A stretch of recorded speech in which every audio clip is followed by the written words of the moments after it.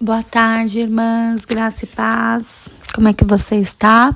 Hoje é terça-feira, aqui é a Thalita e nosso devocional chegou final de tarde, mas ele veio, né? Estamos aqui na nossa leitura do livro Esposa e Mãe, Os Segredos de uma Mulher Feliz e Satisfeita no Casamento e no Lar. Amém? Hoje eu vou começar a leitura para vocês do capítulo 13, né, desse livro tão precioso. E o título do capítulo 13 é assim: Como ajudar o marido não salvo a encontrar Cristo. Então aqui é um capítulo bem específico para aquelas mulheres, né, que são convertidas, que servem a Deus e os seus maridos ainda não, né? E pela fé nós declaramos que ainda não, porque o Senhor Deus, Ele ama pessoas, famílias, né? E Ele deu Jesus para morrer por todos. Então nós cremos que um lar, né, onde há uma esposa que serve ao Senhor, sábia, o seu marido também será salvo, amém? Então, se este é o seu caso, pare aí o que você estiver fazendo, preste atenção, amém? Todas se preocupam com o marido que não conhece a Jesus Cristo como Salvador, ou que é cristão, mas não está vivendo como tal. Creio firmemente que o terceiro capítulo de 1 Pedro nos mostra claramente como Deus quer que as mulheres se comportem, a fim de ajudarem o marido, ao invés de servir de obstáculo. Nenhuma de nós é chamada a sofrer como Cristo sofreu, mas, através do nosso sofrimento, de alguma forma, Deus irá alcançar a própria pessoa que está provocando nossa amargura, se tivermos a atitude certa em um relacionamento positivo com Jesus Cristo. Quais são algumas das coisas que nós, esposas, podemos fazer? Aqui é uma pergunta. Primeiro, podemos orar pedindo o espírito manso e tranquilo. Obteremos esse traço de personalidade se crermos que Deus tem o controle absoluto da nossa vida. Quando esquecemos isso, o espírito manso nos deixa e imediatamente nos encontramos girando no mesmo círculo vicioso de antes. Segundo, podemos ser humildes diante de Deus. A humildade diante de Deus pode ser algo bastante difícil para algumas de nós. Deus usou 1 Pedro 5,6 para tratar comigo em relação ao meu marido, que diz: Humilhai-vos, portanto, sobre a poderosa mão de Deus, para que Ele, no tempo oportuno, vos exalte. Deus quer que a nossa humildade, Ele quer que nós digamos: o meu marido é o chefe da família e eu vou manter a minha boca fechada, permitindo que Deus opere. Isso exige humildade. Terceiro, Deus quer que perdoemos. O amor não guarda ressentimentos. Devemos perdoar imediatamente. Você se lembra de quando Pedro perguntou a Jesus: quantas vezes eu devo perdoar o meu irmão? 7 vezes? Estou certa de que Pedro pensava estar sendo liberal. Senhor, eu estou disposto a perdoar o meu irmão 7 vezes. E posso perfeitamente imaginar o seu rosto quando Cristo lhe disse: não, Pedro, não só 7 vezes, mas 70 vezes 7. Você já perdoou o seu marido 490 vezes pela mesma ofensa? O amor não guarda ressentimentos. O perdão está relacionado com o ato de levar ofertas ao altar. Em Mateus 5, Deus diz que se você começar a fazer alguma coisa para Ele, ao trazeres a tua oferta, lembram dessa passagem?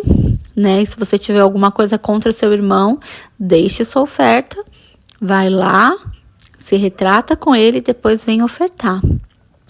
E lembrar-se de que tem algo contra alguém ou alguém tem algo contra você, precisa primeiro procurar a pessoa, pedir perdão, depois voltar e levar a oferta. Deus me mostrou um outro aspecto do perdão em Romanos 12, do 17 ao 21. Depois de ele me ter posto diante dos olhos 6 ou 7 vezes os mesmos versículos, comecei a pensar que ele estava querendo dizer-me alguma coisa através disso. Quando, porém, tive uma ideia do que ele queria me dizer, eu exclamei: Senhor, acho que está brincando. Não quer dizer realmente isso.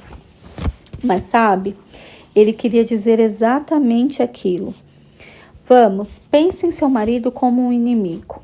Um inimigo, Senhor? Pensei eu. Sim, Shirley, um inimigo. Depois passe a tratá-lo da maneira como a Bíblia diz que deve tratar um inimigo. Já pensou? Como Deus nos ensina a tratar o inimigo? Se o teu inimigo tiver fome, dá-lhe de comer. Está lá em Romanos 12. Começamos então a jantar à luz de velas. Em vez de esperar que seu marido prepare a sua comida, tenha pronta para ele alguma coisa gostosa quando ele chegar do serviço. Deixe os chinelos à sua espera. Seja gentil com ele a ponto de surpreendê-lo. O que Deus diz que vai acontecer? Porque fazendo isso, amontoarás brasas vivas sobre a sua cabeça.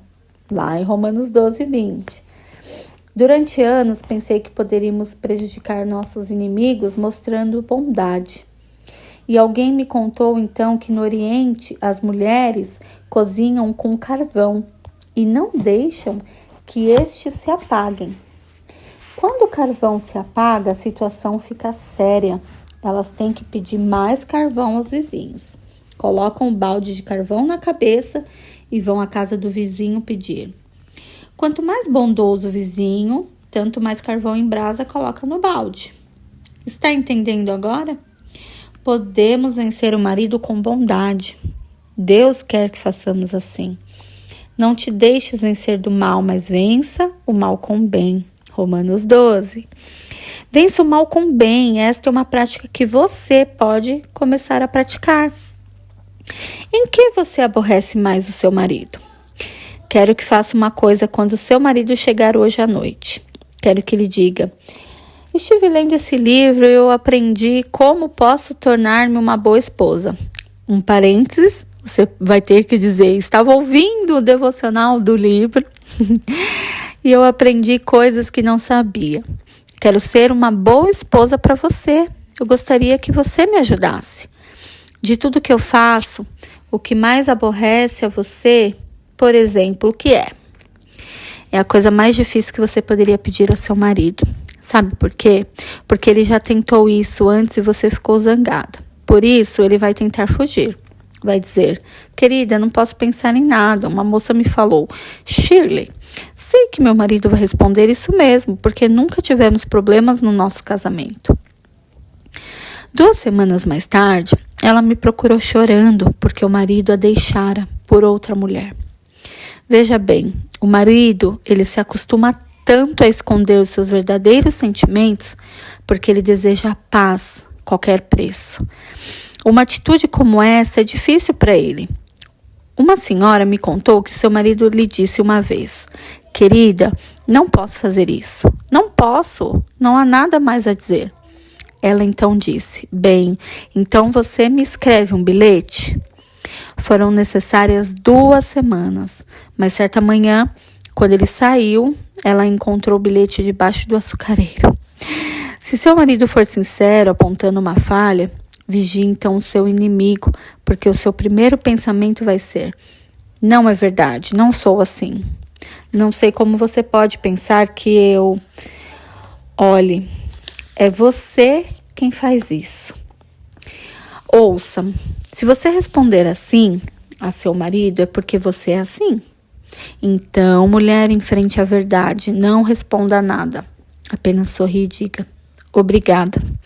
E se achar que foi difícil para ele apontar a falha, fale com franqueza: obrigada, eu sei que foi difícil para você dizer isso.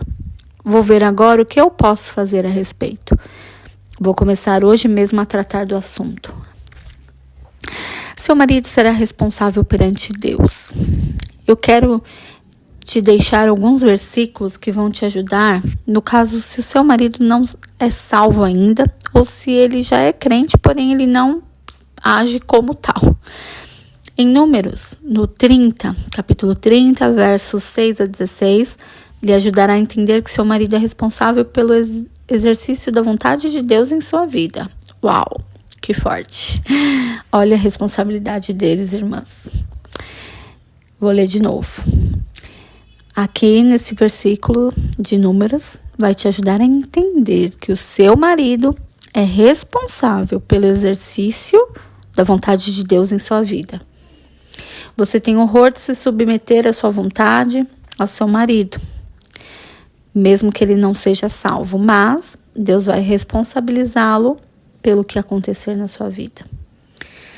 Depois de ter se submetido a ele não permitirá que nada lhe aconteça, além daquilo que ele mesmo deseja. Ele, Cristo, no caso. As 6 coisas relativas ao marido não salvo que eu quero te contar. Em primeiro lugar, lá em 1 Tessalonicenses 5,18, é bem claro que eu devo agradecer a Deus pelo fato do meu marido ser quem ele é. Agora, como é possível agradecer a Deus por um marido que não é crente? Simplesmente porque sabemos que Deus vai começar a operar, se permitirmos que Ele faça, deixando de ser um obstáculo. Segundo, compreenda que você não pode salvar seu marido. Pregar, acusar e ignorar são atitudes que afastam o marido ainda mais de Jesus. Procure mudar as suas atitudes. Se não crê nisso, leia de novo 1 Pedro 3.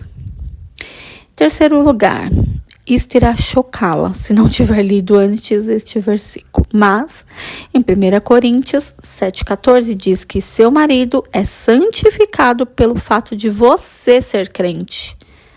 O que significa a palavra santificado? Significa tornado santo ou separado. Esse seu marido ímpio foi separado por Deus por um motivo muito particular. É que você é crente. Leia o versículo aqui de 1 Coríntios 7,14 e veja o que diz sobre seus filhos. Foi Deus quem disse e não eu. Quarto lugar, lembre-se de que devemos nos submeter ao marido como ao Senhor, sem restrições. É isso que Efésios 5,22 afirma. Deixe de procurar o diabo em seu marido, mulher, e comece a descobrir nele a imagem de Deus. Irá encontrar mais e mais semelhanças à medida que o Senhor começar a operar nele.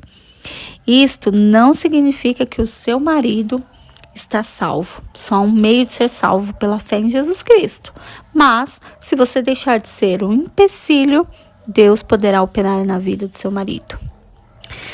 O marido é o cabeça do lar. Em quinto lugar, 1 Coríntios 11,3 diz, ele nos apresenta a ordem de Deus para a família. E essa ordem se aplica tanto às famílias que o marido é crente, como aquelas em que ele é incrédulo.